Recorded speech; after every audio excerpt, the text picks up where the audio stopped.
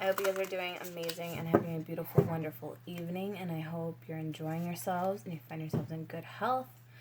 My baby is awake, so you will hear baby sounds in the background. Just gonna tell you guys that in advance. This is going to be a general reading. It may resonate, it may not. Take what fits, leave what doesn't. We're going to be using the Nightmare Before Christmas tarot deck. Aw, that's cute. We have the Lovers and King of Presents, King of Pentacles and the Lovers. So, perhaps grounding a relationship, grounding, how would I say this? Yeah, it's like a grounding energy, you know? You're either bringing something into fruition or you're not. And again, we have the Lovers and the Four of Pentacles.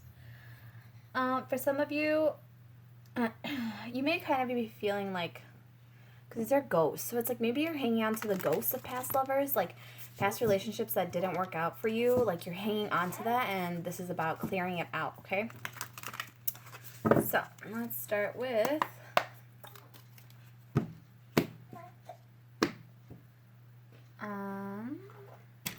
oops.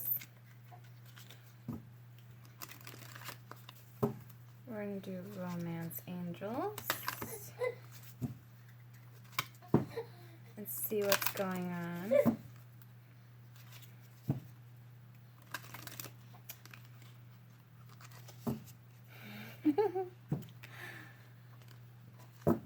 This just feels like that, like, slightly uneasy energy, like where you're just like, oh shit, like you don't know what's to come.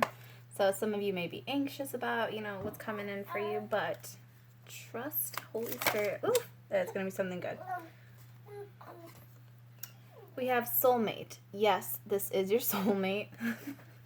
trust Holy Spirit. It's gonna be something good, and that comes out.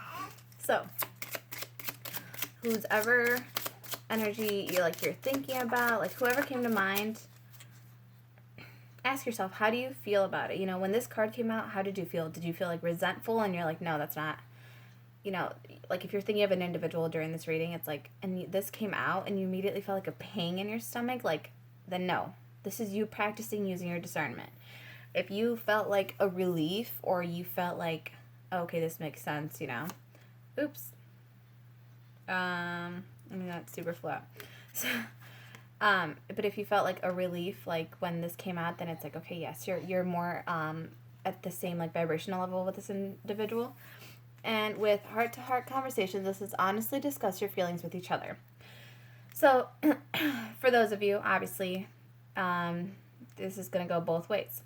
If when I said this, you felt a pang in your stomach or you felt uneasy or uncomfortable about this, this is about you discussing your emotions with this individual, because this person is someone who is meant to be in your life. A soulmate does not necessarily mean this person is here to be like your lover or a loving relationship. I mean, obviously you want it to be a loving relationship, but soulmates are also individuals that come into our lives to teach us lessons, to teach us things about ourselves, to be mirrors, to be friends, to show us, you know, how to set healthy boundaries, how to pay attention to the red flags, how to interact with each other. And this is about if you're feeling that energy, and say it's like you're kind of stuck with this individual, whether it be that you have kids together or at the moment you're living with each other, it's about honestly discussing your emotions with each other so that you can kind of clear up that animosity between you two.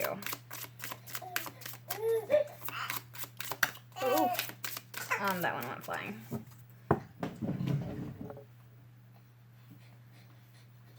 All right, and then we have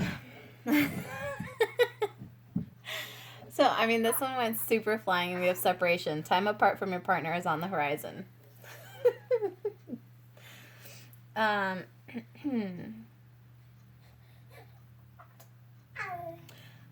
For some of you, this is the realization that, yes, this person is an individual put into your life, so they are a soulmate, but they are not your forever, like, they're not your love mate, if that makes sense.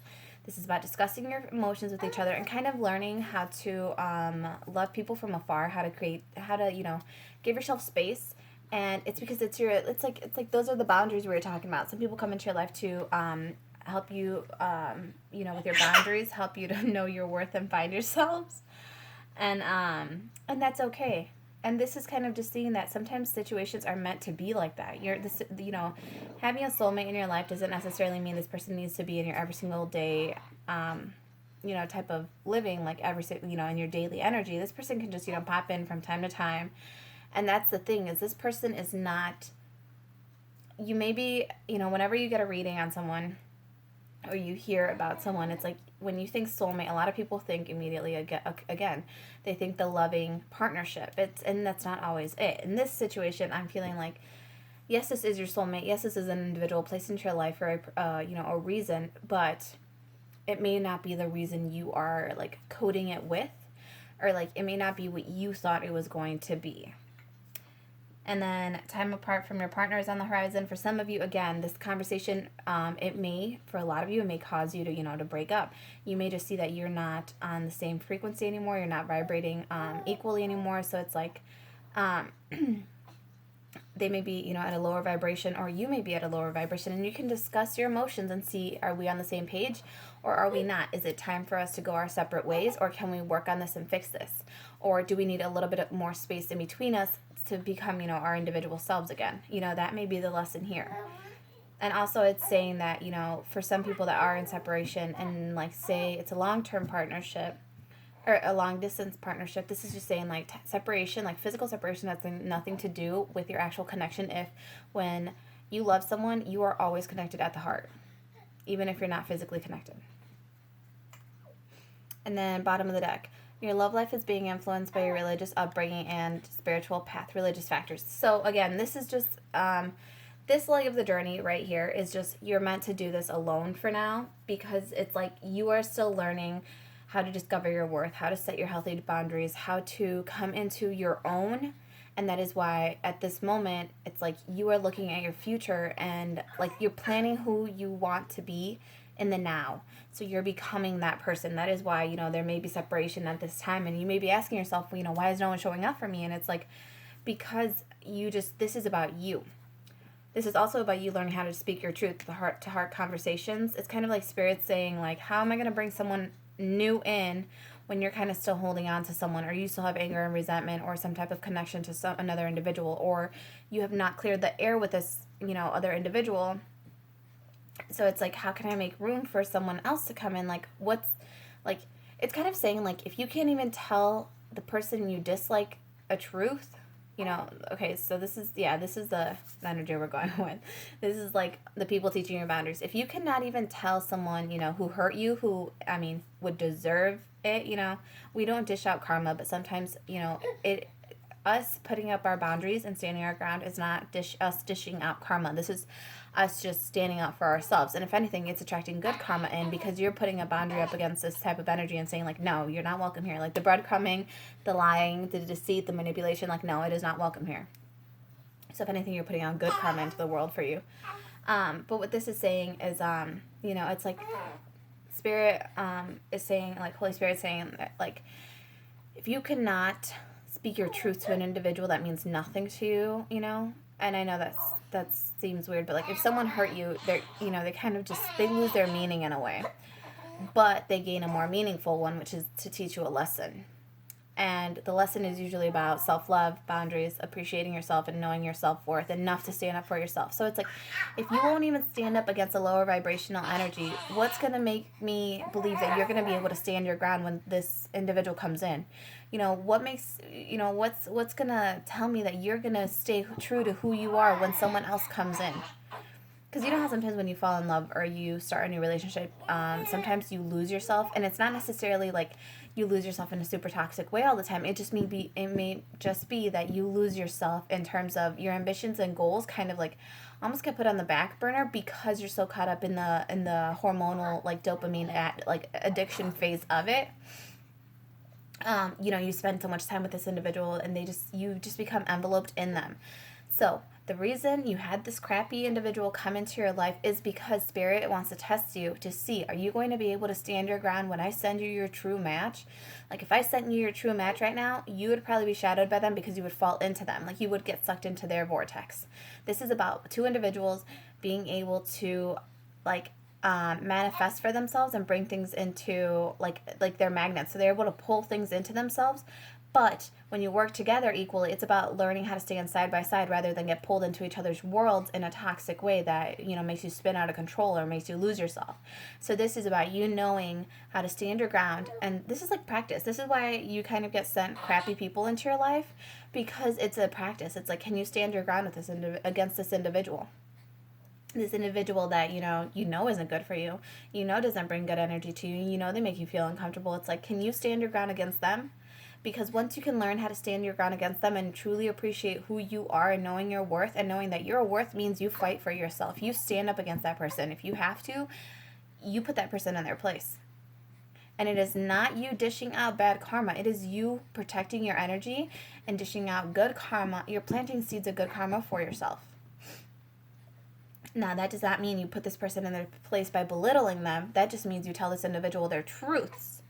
And if they don't like their truths, and obviously this is always an opinion thing too, because this individual is also being tested on how to reflect it and look at themselves. So, you are both a lesson to each other. Don't ever think, you met someone and it's only about them teaching you a lesson. It's about you teaching that person a lesson as well.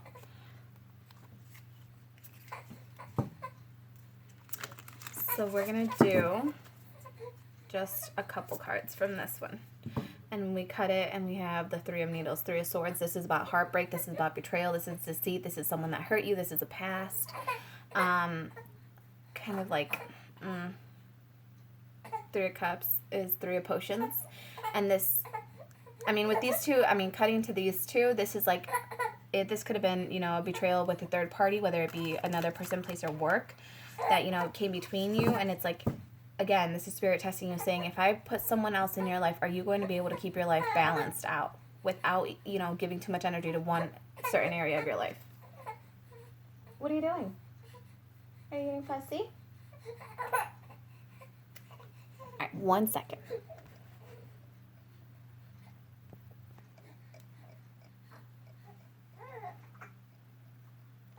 Okay, guys.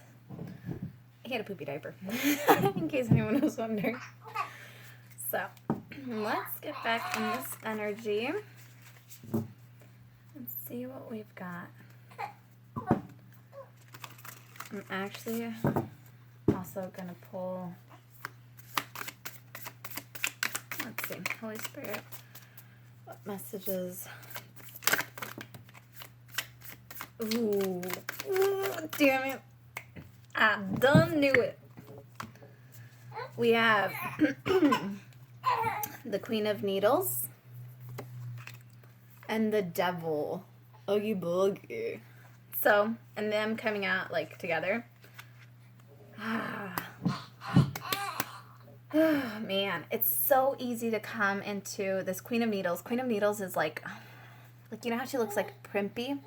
Or not primpy. She looks like a little like bougie,